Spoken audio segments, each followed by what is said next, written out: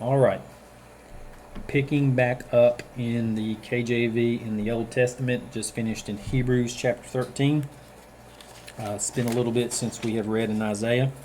I'm going to make sure that staying consistent with that. I've done better this year. I've always been running pretty good in the New Testament, but I want to make sure and be consistent here in the Old. It's all Jesus. It's all the Word of God. The Word of God is Jesus. Jesus is God. And we need to consume this daily bread each and every day. But anyway, here we go. Chapter 31 says, God, not Egypt, will defend Judah. In chapter 30, we saw the futility of relying on Egypt. And so again, God, not Egypt, will defend Judah. 31 verse 1, woe to them that go down to Egypt for help and stay on horses and trust in chariots because they are many, and in horsemen because they are very strong. But they look not into the Holy One of Israel, neither seek the Lord.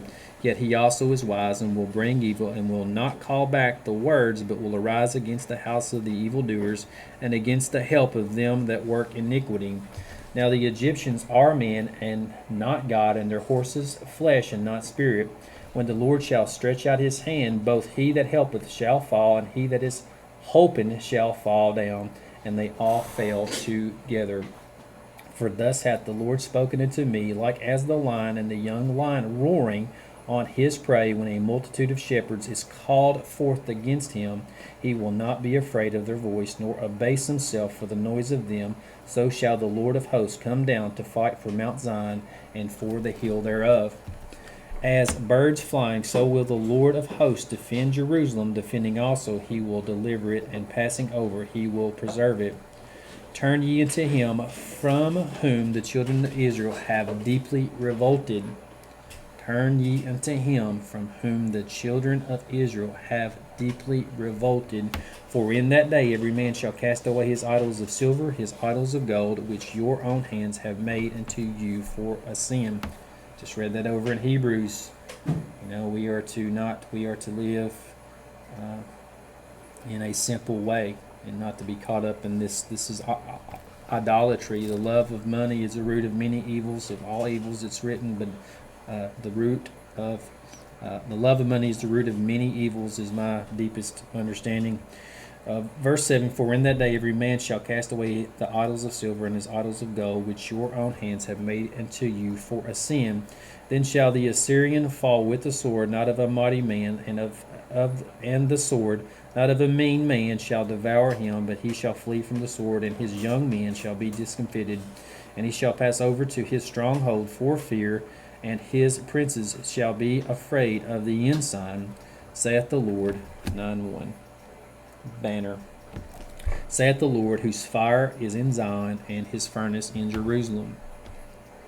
Chapter 32, the coming reign of the righteous king.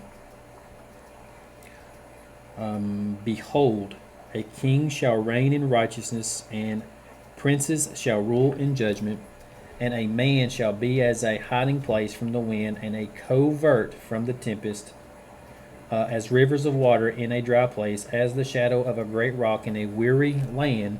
And the eyes of them that see shall not be dim, and the ears of them that hear shall hearken. The heart also of the rash shall understand knowledge, and the tongue of the stammerers shall be ready to speak plainly. The vile person shall be no more called liberal, nor the churl said to be bountiful. For the vile person will speak villainy, and his heart will work iniquity, to practice hypocrisy, and to utter error against the Lord, to make empty the soul of the hungry, and will cause the drink of the thirsty to fail. The instruments also of the churl are evil. He deviseth wicked devices to destroy the poor with lying words, even when the needy speaketh right. But the liberal deviseth liberal things, and by liberal things shall he stand. Verse 9, women of Jerusalem warned. Rise up, ye women that are at ease. Hear my voice, ye careless daughters. Give ear unto my speech.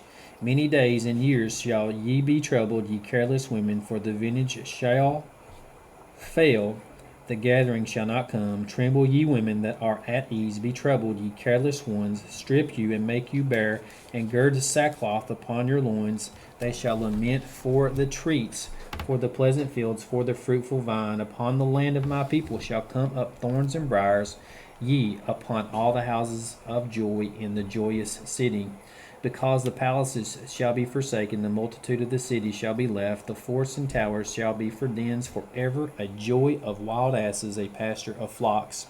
Until the Spirit be poured upon us from on high, and the wilderness be a fruitful field, and the fruitful field be counted for a forest, then the judgment shall dwell in the wilderness, the righteousness remain in the fruitful field, and the work of the righteous shall be peace, and the effect of righteousness, quietness, and assurance forever. And my people shall dwell in a peaceable habitation, and in sure dwellings, and in quiet resting places, when it shall hail coming down on the forest, and the city shall be low in a low place. Blessed are ye that sow beside all waters, that send forth thither the feet of the ox and the ass. And there we go. Isaiah 31 and 32 again. Got through that pretty quick that time. Y'all didn't get to hear the other one. Literally had no sound. But that's going to be it for today. I'm going to pause that for just a second, and I'll come right back and give summaries of, I meant to do that, of Hebrews chapter 13 and of Isaiah 31 and 32. And here we go. I wish I had done this before reading. I mean to do that before we get into them. But so here we go at the end of it. The epistle to the Hebrews, this is Hebrews 13. It says, believers are called to live out their faith through love, holiness, obedience, generosity, and endurance. Jesus Christ is the same yesterday, today, and forever, and his followers are encouraged to remain grounded in truth rather than being carried away by false teachings. The chapter closes with a call to continually offer praise to God and faithfully follow Christ outside the approval of the world. That's the stuff. Isaiah 31, Judah is warned again not to trust in Egypt's military strength because human power cannot save. God alone is the true protector and defender of his people, and his promises to fight for Jerusalem himself. The chapter calls God's people to turn away from idols and return fully to him. Very similar there to Hebrews 13, the stuff. Isaiah 32, a future righteous king and kingdom are described, bringing justice, peace, and security. The chapter contrasts careless, complacent living with the peace that comes from righteousness and the work of God's Spirit. Where God rules rightly, his people experience true rest, stability, and blessing. A little extra there. These chapters call God's people to stop trusting in the world and instead live faithfully under God's rule. True security, peace, and endurance come not from human strength, but from trusting and following the Lord. It's not about the stuff. It's not. So anyway, that's it for today, and I hope that you guys have a great day, and I will plan to talk to you soon. Love you all much. Bye.